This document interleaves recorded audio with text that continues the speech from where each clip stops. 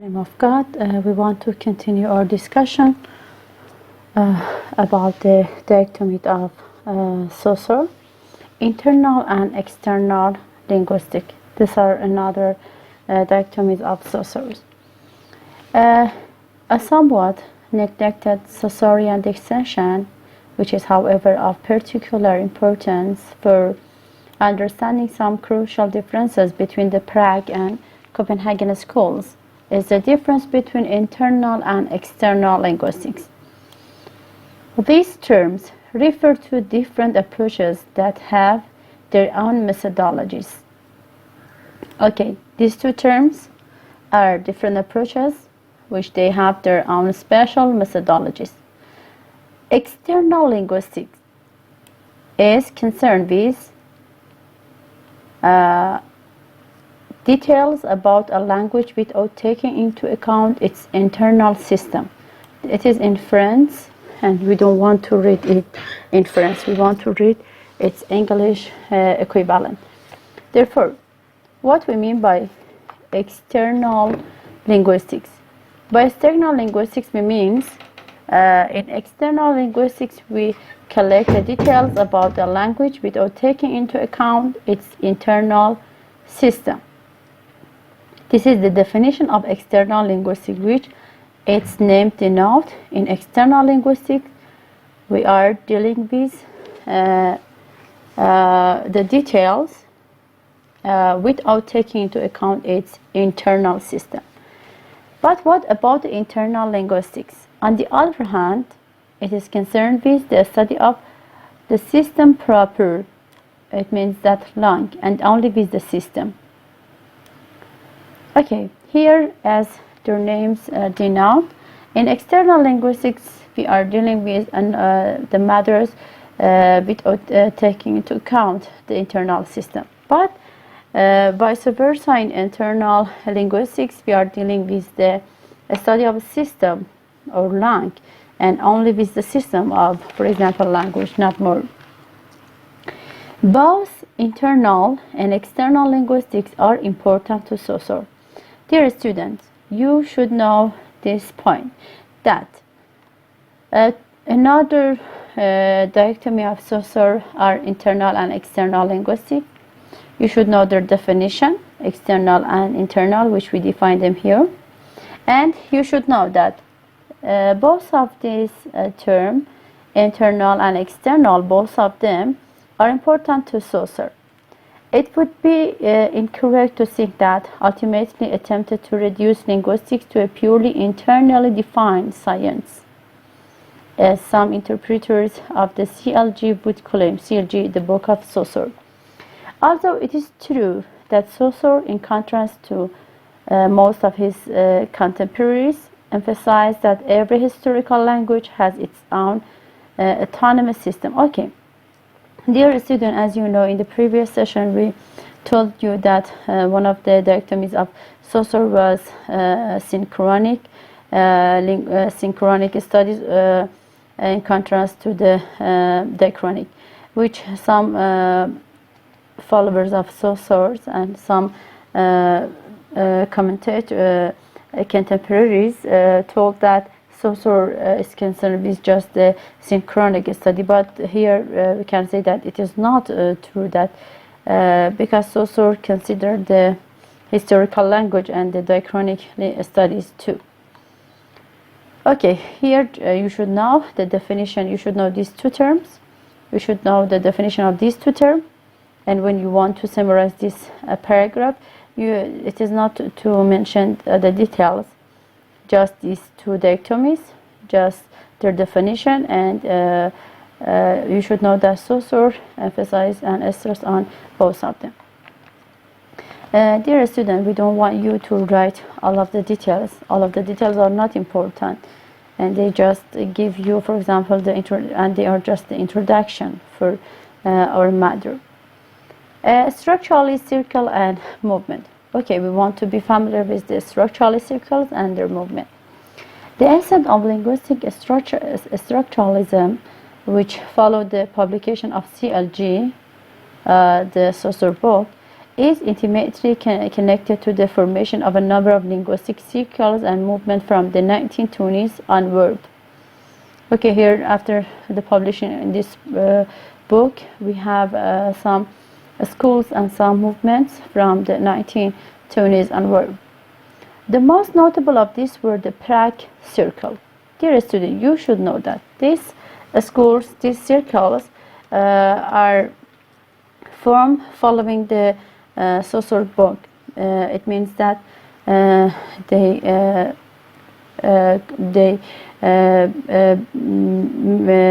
form after the publishing Saussure book.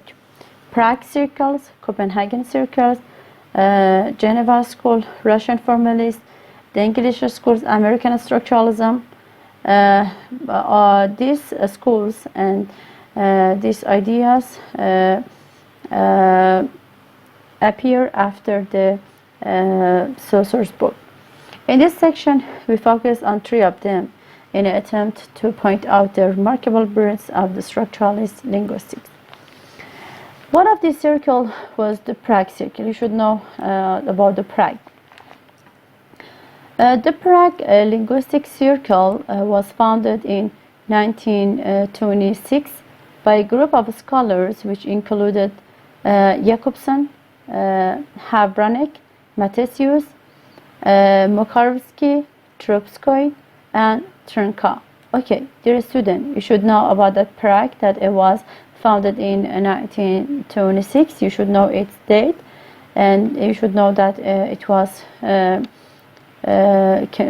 formed by these persons: Jakobson, Havrank, Matesius, Mokarvsky, Trubskoy, and Trnka.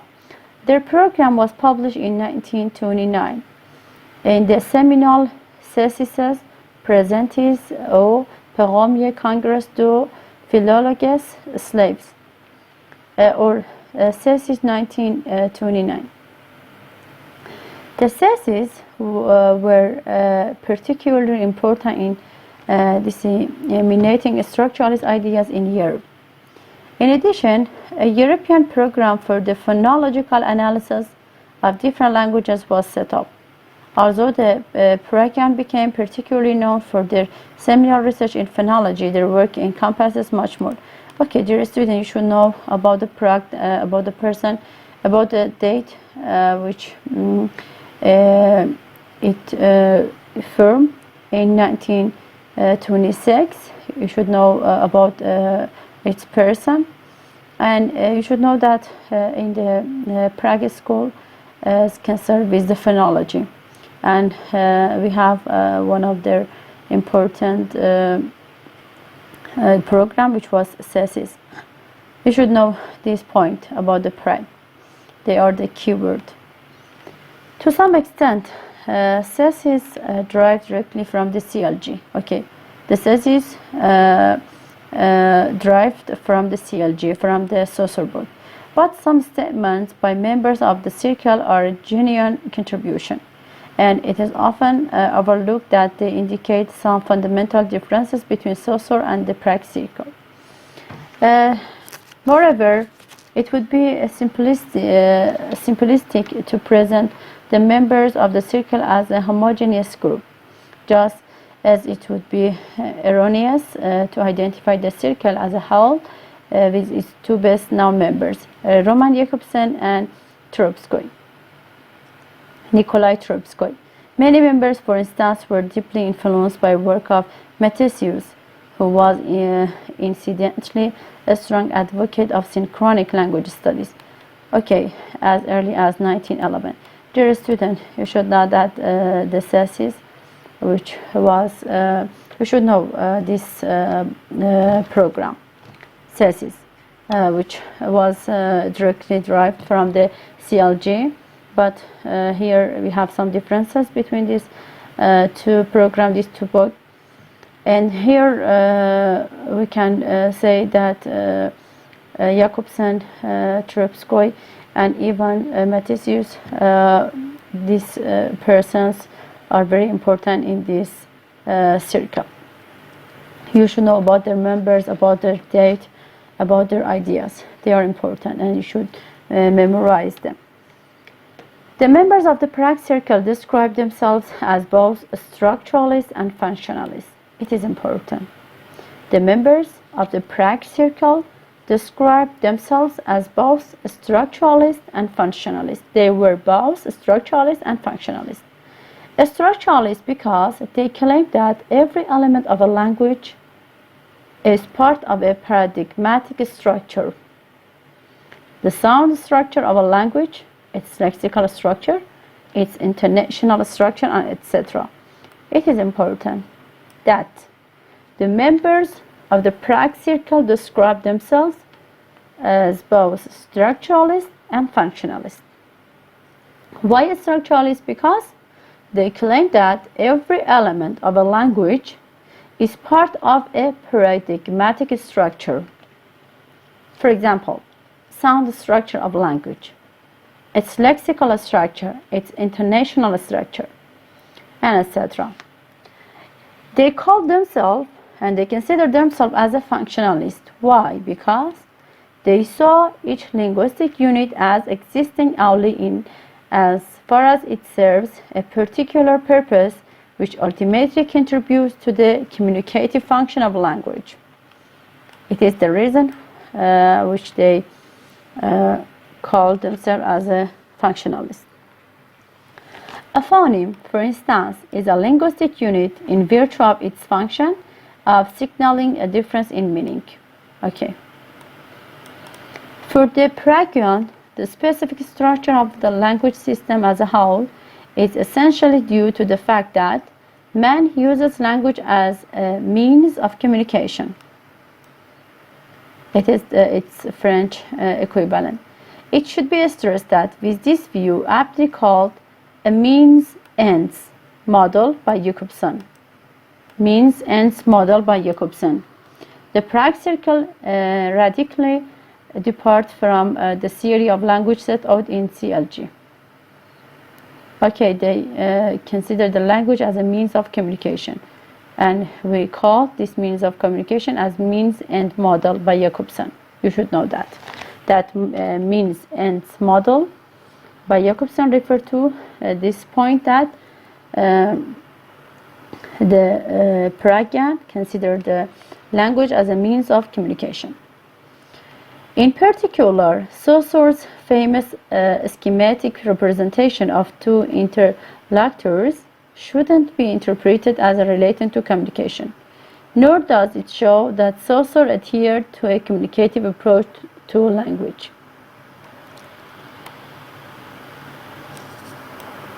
Although a functional language system can be split up into various subsystems: phonology, morphology, syntax, intonation, style, and etc.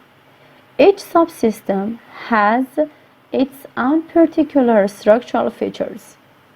An entire language is considered as a system of systems, a higher order structure which is more than the more sum of its parts.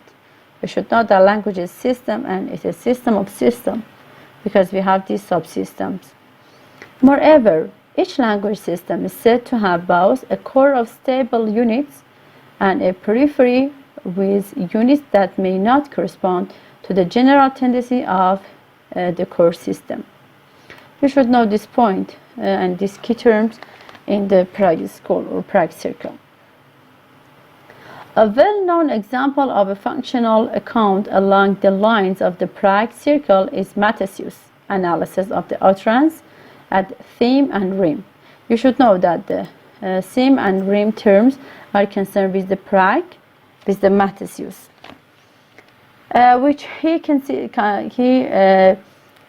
contrasted with the traditional formal analysis of a sentence as subject and predicate. Okay, theme and rhyme refer to the subject and predicate.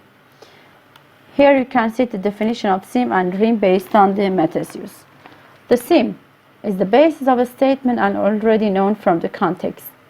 Is the basis of a statement and already known from the context, which we consider it as a subject. The rhyme add news information about the ongoing communicative action. Okay, Therefore, based on this definition, sim refers to the subject and rim refers to the predicate. As Caserio points out, the sim and rim distinction is nothing less than a linguistic universal. We should know about that terms and about the person which form that terms. One of the major methodological contentions of Prague structuralism was that the strict separation between synchrony and diachrony advocated by Saussure should be replaced by a dynamic synchronism understood both externally as well as internally. Okay, the synchrony and diachrony should be replaced by dynamic synchronism, which is externally and internally. Being a goal-directed or teleological activity as a means for communication, language is bound to change insistently during the course of time and in changing setting. Therefore, language change because language external, like sociology factors, have repercussions on the system. In addition, language change doesn't result only from the variation in parole, as Saussure claimed. It can also emerge internally from the system vision. Jacobson, for instance, in his monograph on the phonological development of Russian, argued that a language system is always striving toward an optimal equilibrium, but because it never reaches perfect balance, there is unstable elements which belong to the periphery of the system are subject to change. A psycholinguistic proof that language is not static but the dynamic is that the speakers are aware of what is old and new in their language word, for example, in the Jacobson words. You should know as a brief about this paragraph. A Martinent, without adhering completely to Jacobson's teleological views on language evolution, developed one of the most complete applications of diachronic phonology, describing the evolution of French sound system not in terms of isolated sounds, but of their constitutive systems. He also further developed Trotsky concepts of archiphony and neutralization. His major contribution to general linguistics is, however, the introduction of the concept of double articulation. Okay, they create this term, which is still often cited as one of the major defining properties of human language. All languages can be analyzed in units, so-called monemes, with content and a phonic expression. The latter is further analyzable as both distinctive and successive unit as the phoneme. Okay, dear student, you should know about the Prague Circle, its date, its person, and about the key terms and important terms in this circle.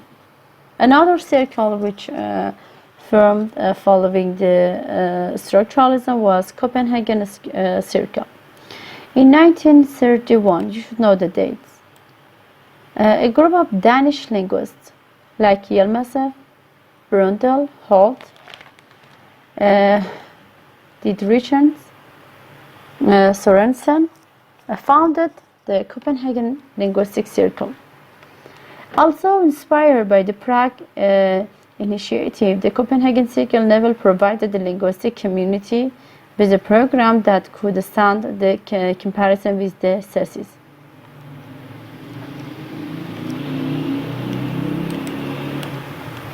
Okay.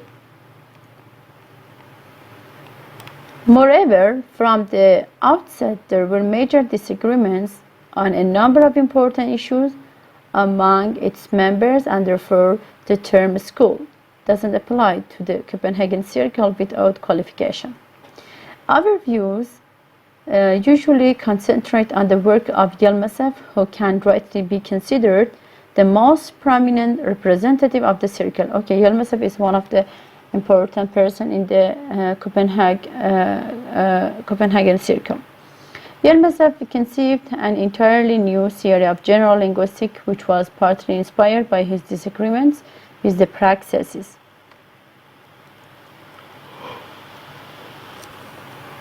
Other influences can be traced back to Séché and Millet, Sapir, Humboldt, Boas, as well as formalist and neo-positivist tendencies of the 1920s and 1930s, in particular the Vienna Circle.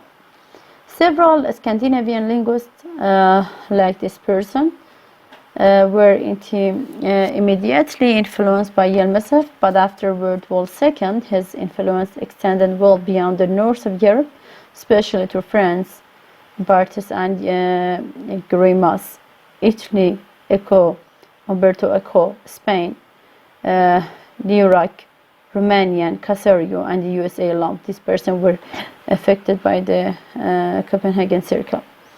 In a sense, Yelmsev is the most stereotype of all the structural linguists, but in general his work is rather poorly understood, and this justifies a more thorough look at it. Yelmsev's central claim is that only an appropriate, strictly scientific method can turn linguistics into a truly objective science. Linguistic analysis shouldn't be based on alleged universal cognitive or logical principles, nor on a set of prior assumptions taken from earlier traditions in linguistics, for example, the difference between subject and predicate, or the case categories of the classical language, Greek and Latin. At the same time, linguistic methodology can be scientific only if it succeeds in making clear distinction between linguistic and non-linguistic facts. Linguistics should be concerned with the clarification of language for its own sake. Linguistics must attempt to grasp language not as a conglomerate of non-linguistic, for example, physical, psychological, logical, sociological, physiological phenomena, but as a self-sufficient totality structure sui generis. This radically immanent point of view contrasts sharply with that advocated by the Prague Circle, which Yelmsev dismissed as functionalist, considering himself to be a structuralist in the only valid sense of term. In order to emphasize their intention to break with traditional and erect an entirely new theory, Yelmsev and Oldal invented the term glossomatic, a blend of Greek glosso, tongue, and mathematic. As one might expect from the above, for Yelmsev, Saussure's major contribution to linguistics lay in the conception of language as a purely relational structure, as a pattern, as opposed to the usage, phonetic, semantic, etc., in which this pattern is accidentally manifested.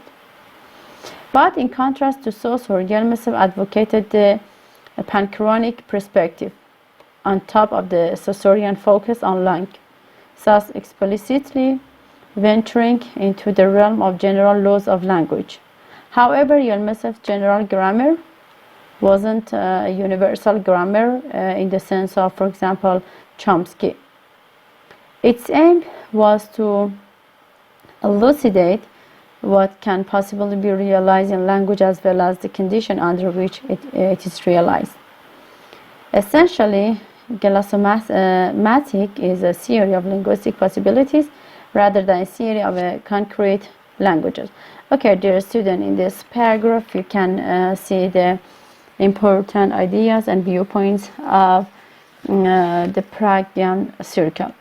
I want to repeat it again because it is important. I should know this point and these key terms about the Copenhagen Circle.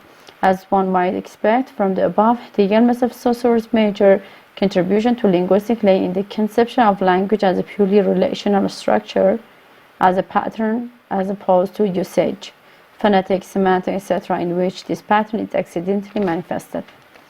In contrast to Saussure, Yilmaz advocated the panchronic perspective. On top of the Saussurean focus on lang, thus explicitly venturing into the realm of general laws of language.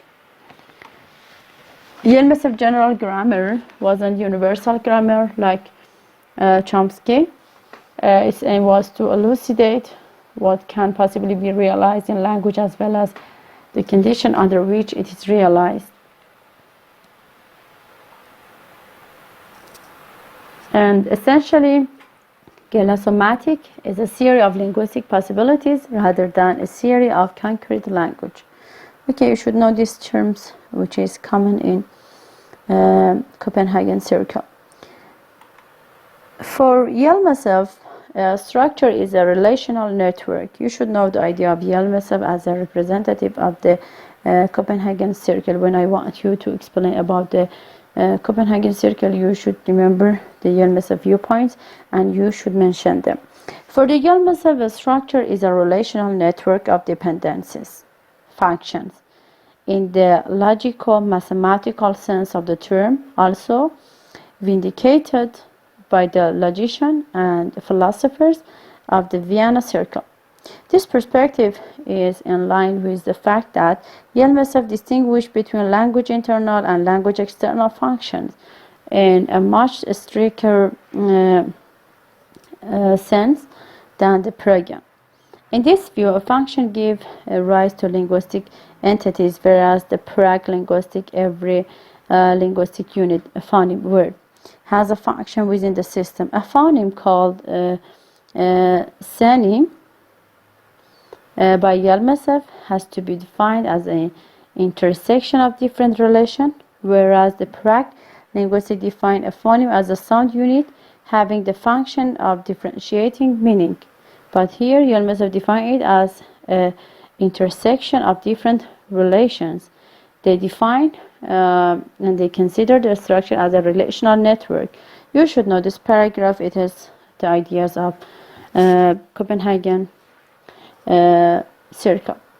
Yilmaz has the merit not only of stating more precisely some of the methodological issues of linguistic structuralism, but also of deepening our knowledge of a whole range of fundamental structural concepts.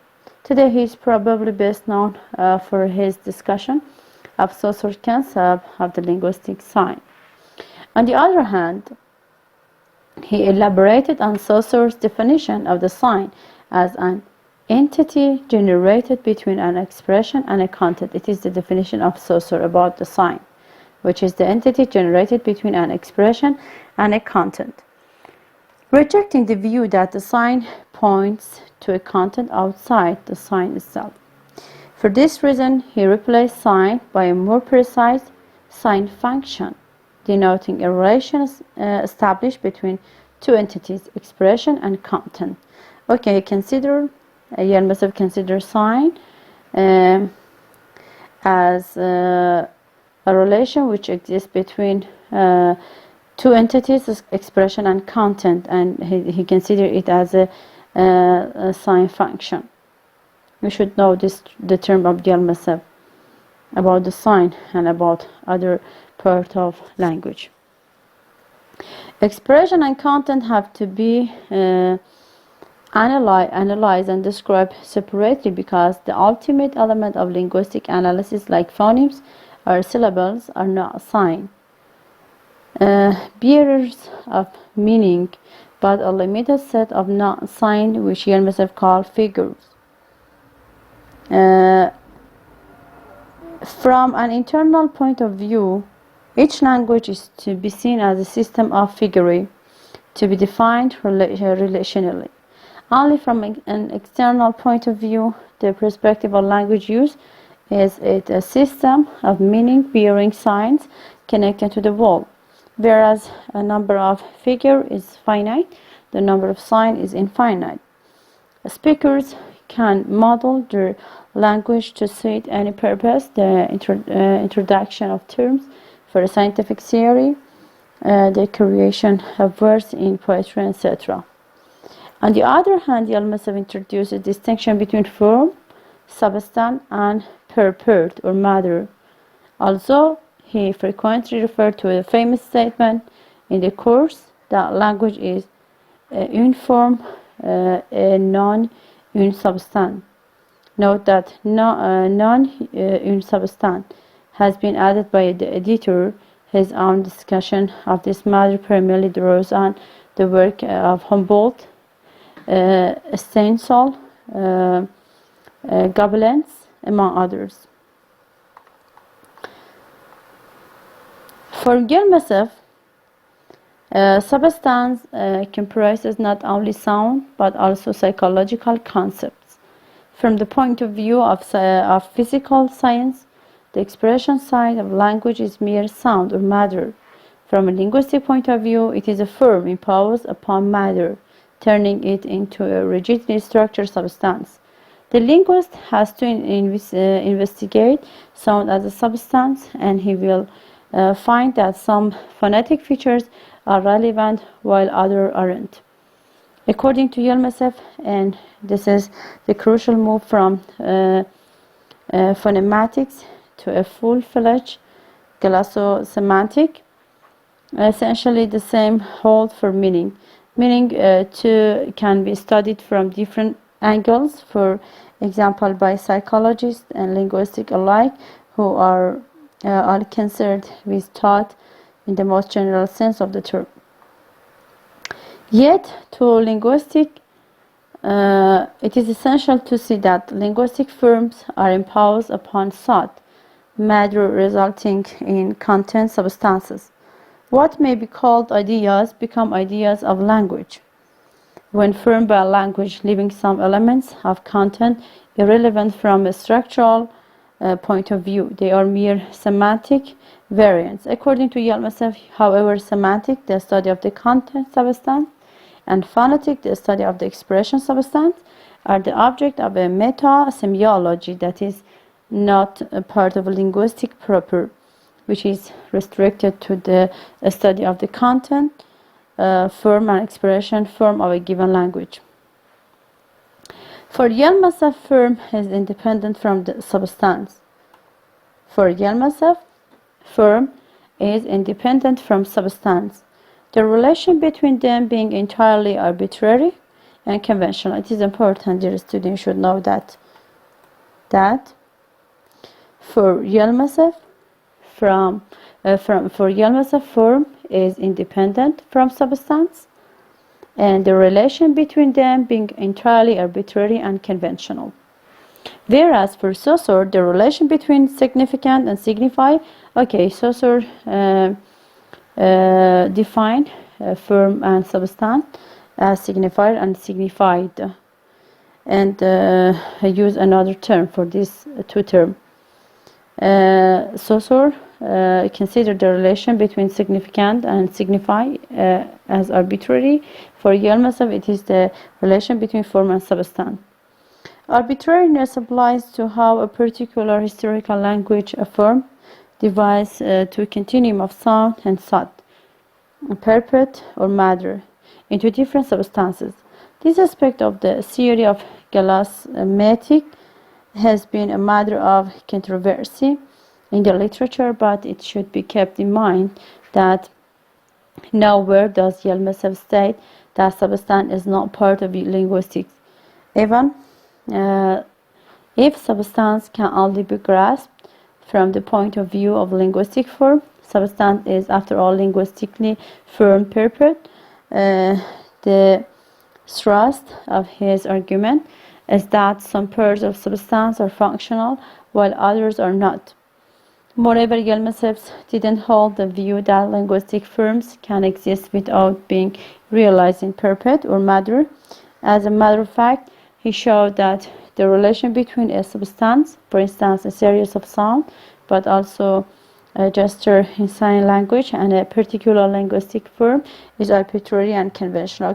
They consider the relation between them as arbitrary. To decide whether two items correspond to two functions or are merely two variants of one and the same functional entity, Yilmaz conceived the so-called Commutation Test, which is arguably the single most important test in a structuralist methodology. Two entities of expression are variants if they can be interchanged without entailing difference in content, otherwise they both constitute an invariant. For instance, the substitution of B for P in pan results in a change of content in English, whereas both sounds would be mere variant in, for example, Finnish. They will be considered as allophone. The same holds mutatis mutandis for entities of content.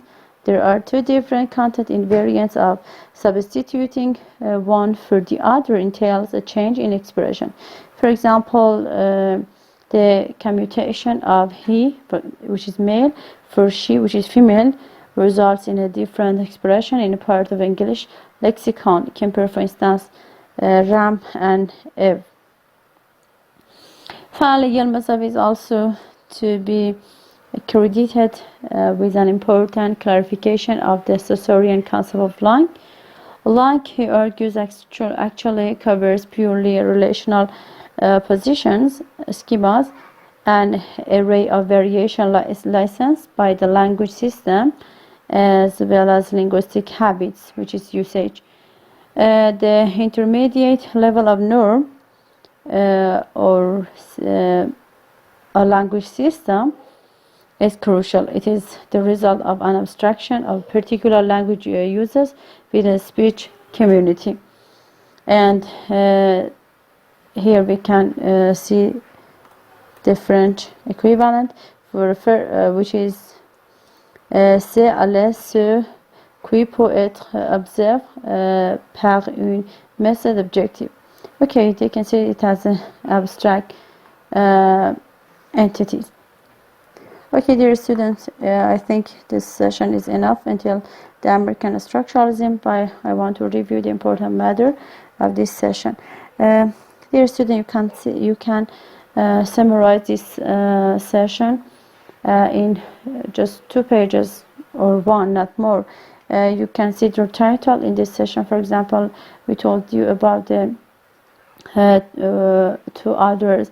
Dichotomies of Saussure, internal and external linguistics, and their definition and their important matters, and about the Saussure ideas about these 2 dichotomies. And we read about 2 of the circle and schools which formed following the Saussure book, CLG. One of them was Prague Circle. It was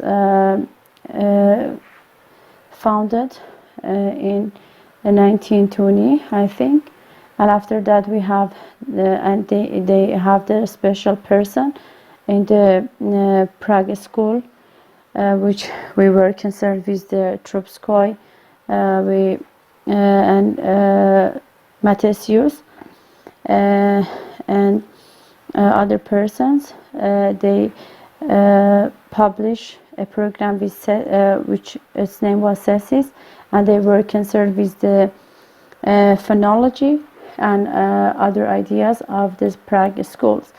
Another one was, you should write another title, which was Copenhagen Circle, which it was formed in 1931. You should know their persons, and important persons like Yilmazov and others, and their ideas about the Saussure book. Okay, dear student, we defined the internal and external linguistics. We told you about that these 2 terms were used by Saussure, and Saussure make a distinction between them. And in the external and internal, as their name denote, in the external we are dealing with some details, and we neglect the system of language, but in the internal we are concerned with the system of language, and we overlooked other factors beyond the internal and system of language. And but for your final exam, you should read the You should read the details, you should know the details, you should know the terms and the definition. And here we told you about the structuralist circle and the movement which were founded after the Saussure book, like Prague Circle, Copenhagen Circle, Geneva School, Russian formalists, English School, American structuralism. They were created following the structuralist, following the CLG, the Saussure book. And we told you about the Prague Circle, about the date which it was founded in the 1926, about the important person like Jacobsen, Habranek, Matesius, Makarowski, Trubskoy, Trenka, and their program which was published in the 1929, which was thesis. We know it as a thesis, and the thesis which was concerned with the structuralist idea in Europe. And in this program they were concerned with the phonological analysis of different languages. In the thesis, it was the subject of thesis. And you should know that the thesis was directly derived from the CLG, and which some persons, some Praguean persons and scholars make changes in this book, which they publish it as thesis. You should know their ideas.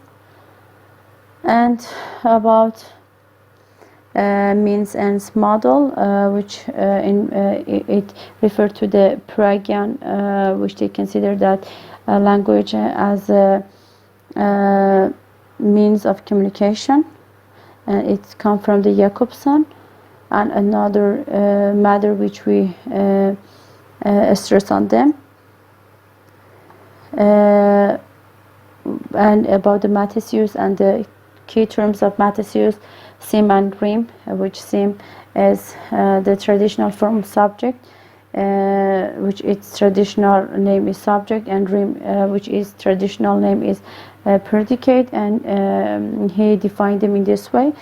And here we have another replacement for the synchronic and diachronic, which we use the dynamic synchronism, and which is externally and internally, and we define them.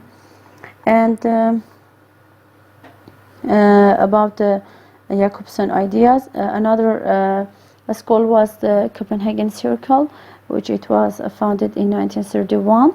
And in this circle we have some Danish linguists like Hjelmslev, Brundel, Holt, Dietersen, Sorensen, and which they created the Copenhagen Circle, which they were inspired by the Prague initiative. And the Copenhagen Circle never provided the linguistic community with a program that could stand to comparison with the CES. And here we have some ideas about the Copenhagen persons. For example, one of these persons which has many ideas was Hjelmslev. And you should know about Hjelmslev, about the key terms which Hjelmslev used in this circle. And here you can see the distinction between the Hjelmslev idea and the Saussure idea. You should know all of them. You should know them in details.